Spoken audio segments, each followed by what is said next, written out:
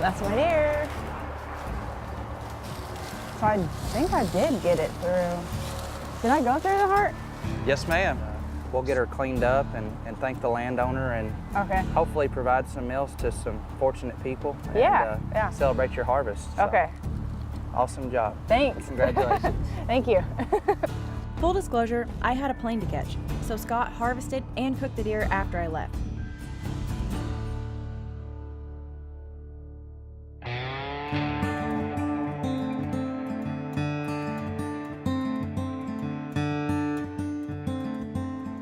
What we're gonna fix y'all today is some different ways of eating back straps and tenderloin. And we're just getting you to this red meat now. No silver skin, no joint tissue where it connects. If you have all red meat, you'll have meat that's just as good as you would ever want. Where people get to issues with cooking wild game is they don't realize what it takes to prepare it. And so they leave that connective tissue, and that's what gives you your really gamey taste.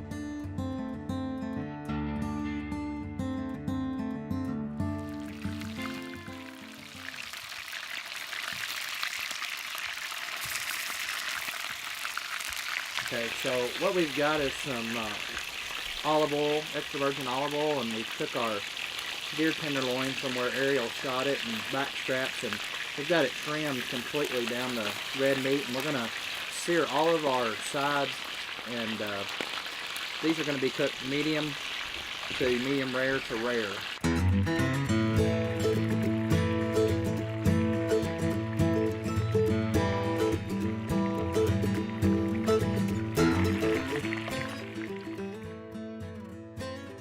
One of my favorite ways to eat wild game is to figure out ways to make great party foods or just appetizers or snacks. And so I'll take some crackers and some horseradish mustard, a little bit of deer summer sausage, maybe some pickles and olives or jalapenos, and put it on a cracker and make a little feast out of it. Or sometimes I'll get Ryan here to sample. You can make like a little kebab, kind of load them up however you want to. Ryan, you want to try that? Just put it all in at once and down the hatch.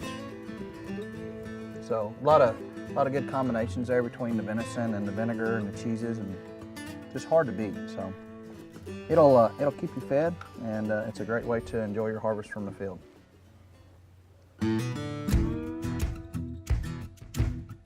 It's called deer poppers. They're really simple to make. Cut your deer tenderloin to the size that you like. Take any normal pack of bacon, cut it in quarters or thirds. You can use jalapenos or olives, piece of cheese, whatever you want, but just take you a jalapeno and put it on the side of your meat, is how I like to do it. And take you a piece of bacon, wrap it around. You're just gonna pin it. And these will come right off the grill, and people can eat them off the toothpick. So we'll make a few of these up. Your favorite seasoning, sprinkle over the top. The best way to eat is medium to medium rare. But you can cook them well done, but put 30 or 40 of those on, sit back and have a meal. This is definitely one that you're not going to start and walk away from.